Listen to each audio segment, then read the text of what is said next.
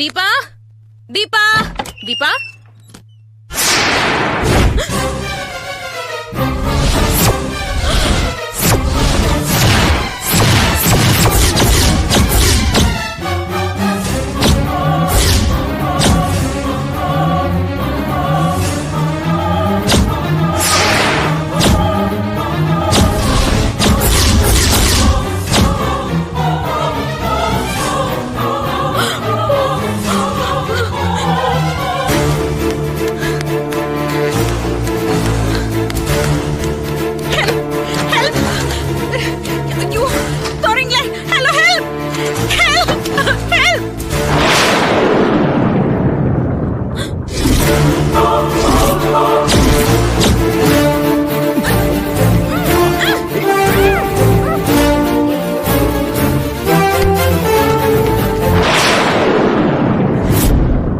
கொஞ்சமாவது பொறுப்பு வேண்டாம்.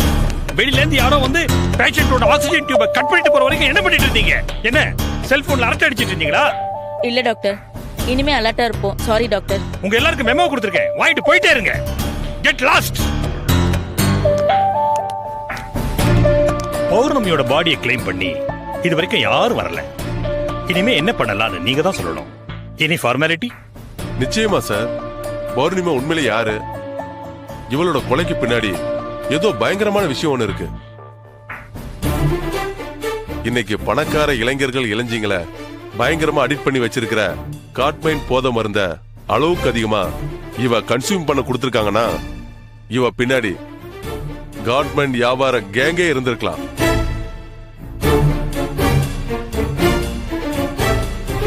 அதனால இந்த பொண்ணுகிட்ட கடைசியா பேசினது யாரு, அவ மொபைல்ல இருக்கிற கான்டாக்ட்ஸ் யாரு, எந்த பேர்ல அட்ரஸ்ல சிம் கார்டு எடுத்திருக்காங்கன்னு தெரியணும். சோ 1 வீக் ஆவது இவளோட பாடியை நீங்க பாதுகாப்பா வச்சிருக்கணும். அதுக்கான வசதி இங்க இல்ல. ஜிஹெச்சுக்கு தான் கூட்டிட்டு போகணும். கொண்டு போயிடலாம் சார். அந்த வேலையை எங்க டிபார்ட்மெண்ட் பாத்துக்கோ.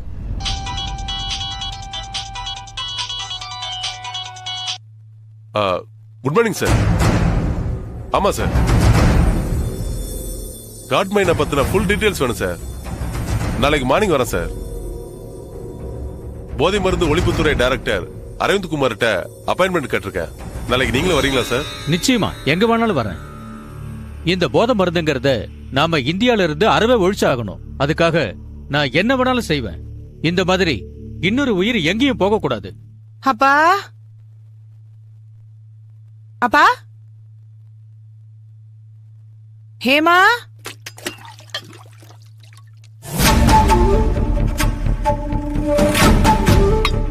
விஜி, ஹேமா, எங்க போனீங்க? அப்பா, அக்கா, என்னடி எங்கடி போனீங்க ரெண்டு பேரும்? எவ்வளவு நேரமா ட்ரை பண்ற தெரியுமா? ஏன், என்னடா? ஹேமாவை காணும்க்கா.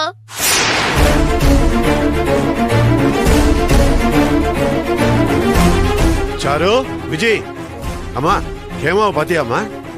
என்னப்பா இது? ஹேமா வழக்கம் போல காலேஜுக்கு தானே போயிருக்கா. வர வழியில அப்படி இப்படி கொஞ்சம் லேட் ஆயிருக்கும். அதுக்காக எல்லாரும் ஏன் இப்படி பதட்டப்படுறீங்க? இல்லம்மா, அவ காலேஜ் விட்டு மத்தியானமே வெளியில போயிருக்கா. மத்தியானமா? ஆமாமா, அவளோட ஃப்ரெண்டு யாரோ தீபாவாமே, அவளுக்கு ஏதோ உடம்பு சரியில்லைன்னு யாரோ போன் பண்ணி அவளை கூப்பிட்டு இருக்காங்க. அவளை ஹாஸ்பிட்டலுக்கு கூட்டிட்டு போகணும்னு பர்மிஷன் போட்டு காலேஜை விட்டு போயிருக்கா. சரி, அந்த தீபா வீட்டுல போய் பாத்தீங்களா? போய் பார்த்தேனே. அந்த பொண்ணு படுத்துக்கு டிவி பார்த்துட்டு ஜாலியா இருக்கா. அவளுக்கு ஹேமா பத்தி ஒரு விஷயம் கூட தெரியல. உனக்கு போன் பண்ணலான்னு ட்ரை பண்ணா சுவிட்ச் ஆஃப்னு வருது. ஆமாப்பா, என் போன்ல அப்ப சார்ஜ் இல்ல. என்னம்மா? ஹலோ, போலீஸ் ஸ்டேஷனா? நானு ராமசுப்ரமணியம் பேசுறேங்க. என்னது, யாரா இருந்தானவா? ஹலோ, போலீஸ் கமிஷனர் ஆபீஸ்ல பிளம்பிங் கான்ட்ராக்ட் எடுத்து நான் தாங்க. எங்க வீட்டு பொண்ணை காணுங்க. அது விஷயமா கம்ப்ளைண்ட் பண்ணோம். கமிஷனர் எப்ப பார்க்கலாம் சொல்லுங்க. என்னம்மா? போலீஸ் அதெல்லாம் ஒண்ணு வேண்டாமாமா. ஏமா?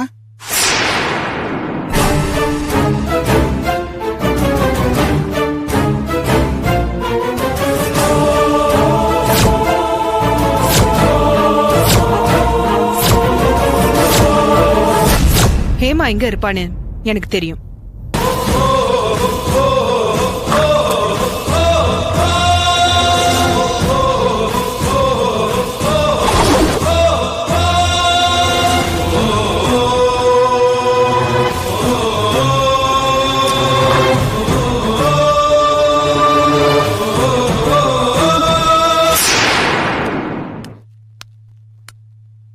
வா சாரு.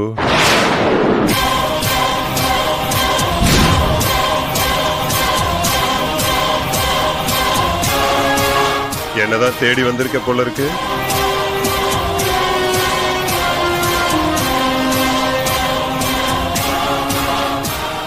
என்ன சாரு, இந்த தமிழ் படத்துல எல்லாம் கடைசியில, அதாவது கிளைமேக்ஸ்ல இந்த வில்லி ஹீரோயின் எல்லாம் வந்து அப்படியே டரரா முறைச்சுக்கிட்டு நிப்பாங்களே, அந்த மாதிரி வந்து நிக்கிற. Any problem? உன்னோட கோவத்தையும் ஆத்திரத்தையும் என்கிட்ட மட்டும் காட்டு, என் குடும்பத்துக்கிட்ட காட்டாத. என்ன சொல்ற சாரு? உன் குடும்பத்தை பத்தி என்கிட்ட சொல்ற? வேண்டாம், இந்த டிராமா போடுற வேலை எல்லாம் என்கிட்ட வேண்டாம். என் தங்கச்சியை காணும், எனக்கு உன்னை விட்டா வேற எதிரி யாருமே இல்ல. நீ மட்டும்தான் அவளை கடத்தி இருக்கணும், அது எனக்கு நல்லா தெரியும். கண்ணாடி வீட்டுல இருக்க கல் எரிஞ்சுக்காத.